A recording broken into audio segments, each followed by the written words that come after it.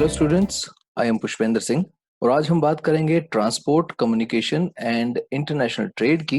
जैसा कि मैं आपको बता दूं, ये पार्ट सेकंड है और जो स्टूडेंट्स ये वीडियो पहली बार देख रहे हैं उनसे मैं रिक्वेस्ट करना चाहूँगा कि वो पार्ट फर्स्ट देख लें ताकि आपको बढ़िया तरीके से ये पार्ट समझ में आ सके। In the previous lecture we have talked about means of transport, जिसमें हमने बात की थी लैंड ट्रांसपोर्ट्स की, रोडवेज, पाइपलाइंस एंड रेलवेज की। और इस पार्ट में हम बात करेंगे एयर से रिलेटेड एंड वाटर से रिलेटेड और इसके अलावा इंटरनेशनल ट्रेड की भी। सबसे पहले शुरू करते हैं एयर ट्रांसपोर्टेशन की। भारत में एयर ट्रांसपोर्टेशन की शुरुआत की गई थी 1911 में। सबसे पहले कार्गो प्लेन्स, मालवाहक विमान जो थे वो चलाए गए थे। इलाहाबाद से नैनी के बीच में इसे चलाया गया था, जो कि 10 किलोमीटर का रन था। भारत में जो रिस्पॉन्सिबल ऑर्गेनाइजेशन है एयरलाइंस के लिए भारत में, वो है एयरपोर्ट अथॉरिटी ऑफ इंडिया। और इसके अंतर्गत लगभग 126 एयरपोर्ट आते हैं, जिसमें इंक्लूड हैं 11 international airports, 11 custom airports, 89 domestic airports and 26 enclaves at military airfields. अगर एयरवेज की अपने एडवांटेजेस की बात करें तो ये काफी सुगम है, no doubt. It is the fastest means of movement. It also provides comfortable, efficient and quick transport services. अगर इसकी डिसएडवांटेजेस की बात करें, अगर थोड़ी सी दुर्घटना भी हो जाए तो ज्यादा नुकसान हमें झेलना पड़ सकता है। Considered costlier as compared to the other mode of transport. Requires huge investment for construction and maintenance the aerodromes. जैसा कि हवाई जहाज का मेंटेनेंस काफी ज्यादा रहता है, तो उस क्षेत्र में भी इसका कंस्ट्रक्शन कॉस्ट और मेंटेनेंस काफी ज्यादा लगता है। भारत में हम बात करें तो पवन हंस लिमिटेड नाम की एक कंपनी है जो कि हेलीकॉप्टर्स प्रोवाइड करवाती है हिली एरिया में, और ज्यादातर इसका इस्तेमाल जो पर्यटक हैं वो करते हैं। तो आइए अब बात कर लेते हैं मैप स्किल्स की। The major airports of India. सबसे पहले इंटरनेशनल एयरपोर्ट्स। सबसे पहला जो इंटरनेशनल एयरपोर्ट आता है वो आता है अमृतसर। ये है पंजाब में, राजा सांसी के नाम से भी फेमस है। नेक्स्ट आता है दिल्ली, आईजीआई, जिसको इंदिरा गांधी इंटरनेशनल एयरपोर्ट के नाम से जाना जाता है। इसके बाद है कोलकाता, नेताजी सुभाष चंद्र बोस या Dum Dum airport, West Bengal. Next Mumbai, Jawaharlal Nehru international airport. Hyderabad airport जो फेमस है राजीव गांधी इंटरनेशनल एयरपोर्ट के नाम से। चेन्नई एयरपोर्ट, तिरुवनंतपुरम एयरपोर्ट, इसके अलावा गुवाहाटी, असम। और rest of the domestic airports you can see at the map. और अब बात करते हैं वाटर ट्रांसपोर्ट की। भारत में वाटर ट्रांसपोर्ट का कंट्रोल किया जाता है वाटरवेज अथॉरिटी ऑफ इंडिया के द्वारा। It was formed on 27th of October 1986।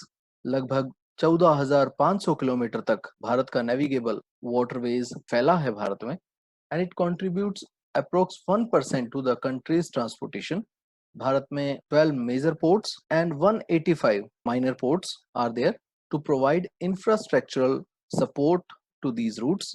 Advantages की बात करें तो ये काफी सस्ता है, cheap, suitable for heavy and bulky goods. भारी सामान को एक जगह से दूसरी जगह पर ले जाने के लिए काफी सुटेबल है। अगर डिसएडवांटेजेस की बात करें, वेरी टाइम कंज्यूमिंग। इस ट्रांसपोर्ट में एक जगह से दूसरी जगह पर जाने में काफी समय लगता है क्योंकि शिप की रफ्तार जो होती है वो काफी स्लो होती है। अनसुटेबल फॉर स्मॉल बिजनेसेस, और छोटे उद्योग धंधों के लिए ये सुटेबल नहीं माना जाता। भारत में अगर अपने बात करें नेशनल वाटरवेज ऑफ इंडिया की, तो रोडवेज के जैसे ही इसे भी नेशनल वाटरवेज के अंतर्गत बांटा गया है।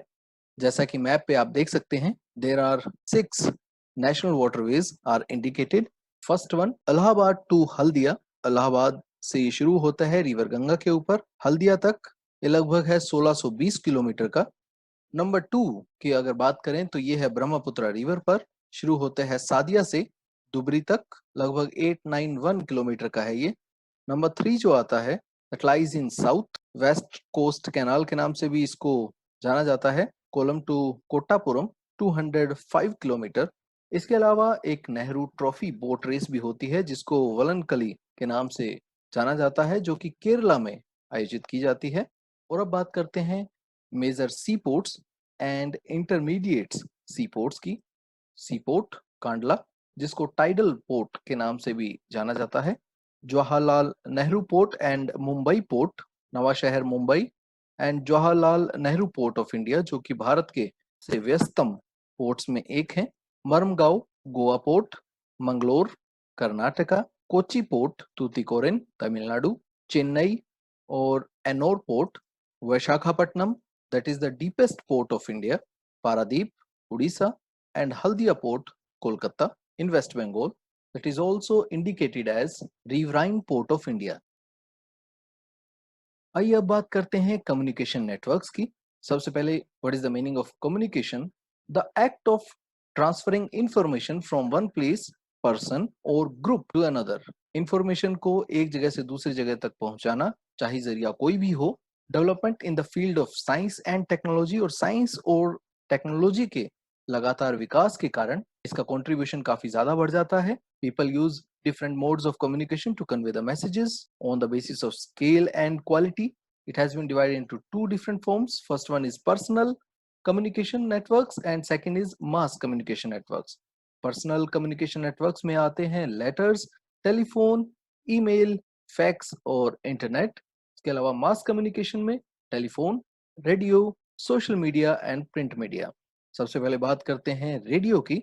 भारत में रेडियो का ब्रॉडकास्ट जो सबसे पहले शुरू किया गया था, it was started in 1923 by the radio club of Bombay, और 1930 में इसे इंडियन ब्रॉडकास्टिंग सिस्टम के अंतर्गत शामिल कर लिया गया था।